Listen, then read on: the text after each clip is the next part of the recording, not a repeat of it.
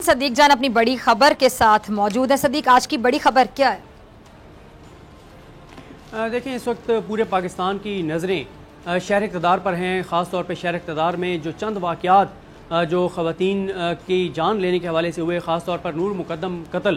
جس میں نور مقدم کی جان لی گئی، اور ساتھ ہی پھر آپ نے نسیمہ بی بی کا واقعہ دیکھا، اس سے پہلے عثمان مرزا کا واقعہ تھا۔ یہ جو اوپر نیچے کچھ واقعات ہوئے پچھلے ایک ماہ میں، انہوں نے بہت زیادہ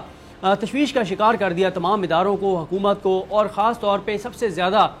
کنسرن نظر آتے ہیں پرائم منسٹر پاکستان عمران خان صاحب۔ ایک تو میں آپ کو یہ بتاتا چلوں کہ یہ جو واقعات ہوئے ہیں،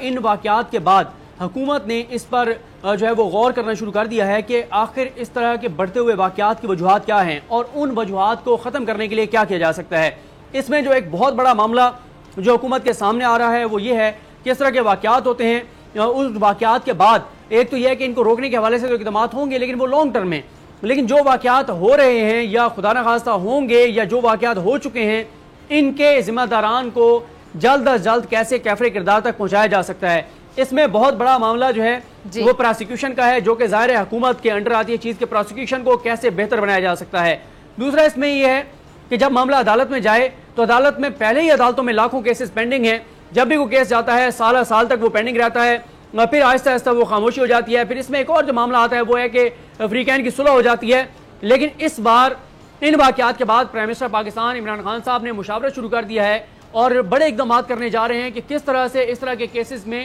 کوئی ٹائم ڈیوریشن فکس کر کے اسپیشل چاہے کورٹس بنانی پڑیں یا پہلے سے جو ماڈل کورٹس ہیں ان کی تعداد بڑھانی پڑے، یا کچھ ماڈل کورٹس کو مختص کر دیا جائے کہ خواتین کے ساتھ جو زیادتی کے واقعات ہیں، بچوں کے ساتھ جو زیادتی کے واقعات ہیں، جو اس طرح کے قتل کر دیا جاتا ہے زیادتی کے بعد، یا ویسے خواتین پہ تشدد کے واقعات ہیں، تو اس طرح کے کیسز وہاں پر چلیں اور جلد از جلد فیصلہ ہو۔ اس کی وجہ یہ ہے،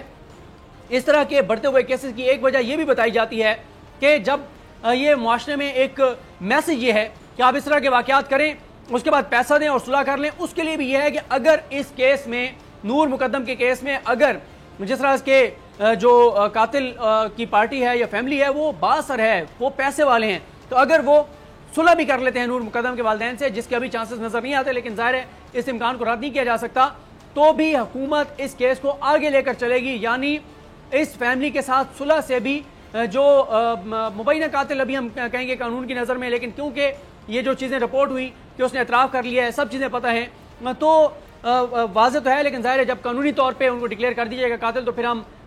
بالکل ان کو کہہ سکیں گے ابھی ہم چلیں میڈیا کے اوپر اس کو مبینہ قاتل کہہ دیتے ہیں، تو اگر وہ صلح کر بھی لیتے ہیں تو بھی وہ باہر نہیں آ پائے گا، کیونکہ حکومت اس کیس کو آگے لے کر چلے گی۔ اس میں ابھی جو اسلام آباد پولیس کارروائی کر رہی ہے اس پہ تو آج اسلام آباد پولیس نے جو بریفنگ دی اس میں ایسی کچھ چیزیں ہیں جو ابھی پولیس کی جانب سے منع کیا گیا ہے کہ وہ آف دا ریکارڈ رکھنی ہے، وہ آپ میڈیا پہ نہیں بتا سکتے، لیکن چونکا دینے والے انکشافات سامنے آ رہے ہیں۔ یہ معاملہ نور مقدم قتل سے آگے بڑھتا ہوا نظر آ رہا ہے، اس میں بڑی چیزیں انوالو ہیں، کس طرح سے اسلام آباد میں جو ہے وہ اس طرح سے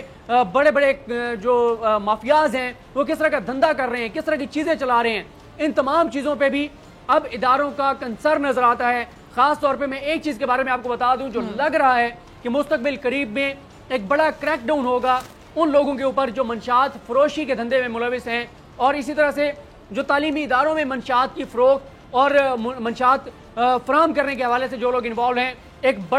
ایک جو انکشافات سامنے آ رہے ہیں اس کے بعد ایک بڑے آپریشن کی بھی تیاریاں نظر آ رہی ہیں کہ ایک بڑا آپریشن کیا جائے گا جس میں تمام ادارے آن بورڈ ہوں گے۔ اس کی ریزن یہ ہے کہ تمام اداروں کے اس پہ کنسرن نظر آ رہا ہے کہ جس طرح سے منشیات کا استعمال بڑھ رہا ہے، خاص طور پہ نوجوان نسل میں، تعلیمی اداروں میں، اور یہ بڑے سوالات ہیں کہ اگر اسلام آباد جیسے شہر میں تعلیمی اداروں کے اندر اس طرح سے منشیات فراہم کی جا رہی ہیں، بیچی جا رہی ہیں، تو باقی شہروں میں کیا حالات ہوں گے۔ تو میں نے جیسے آپ کو بتایا ہے کہ نور مقدم قتل کے بعد یہ معاملہ اس سے بہت آگے جاتا ہوا نظر آ رہا ہے، اور اگلے 48 سے 72 گھنٹے اس لیے اہم ہیں کہ انہی 48 سے 72 گھنٹوں میں دوبارہ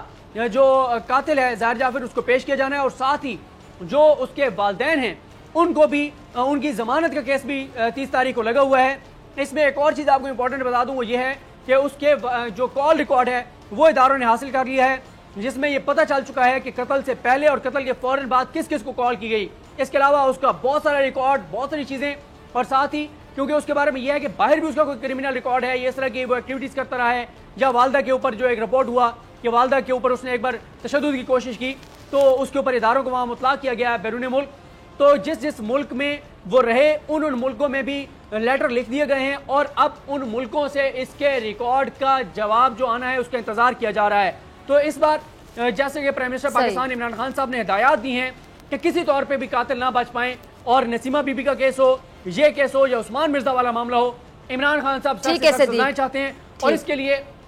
وہ جو بھی حکومت کا کردار ہوگا وہ ادا کریں گے. ٹھیک ہے صدیق, بہت شکریہ آپ کی بڑی خبر کے لیے, تجزیے کے لیے. سبسکرائب کریں اور بیل دبائیں تاکہ کوئی خبر رہ نہ جائے.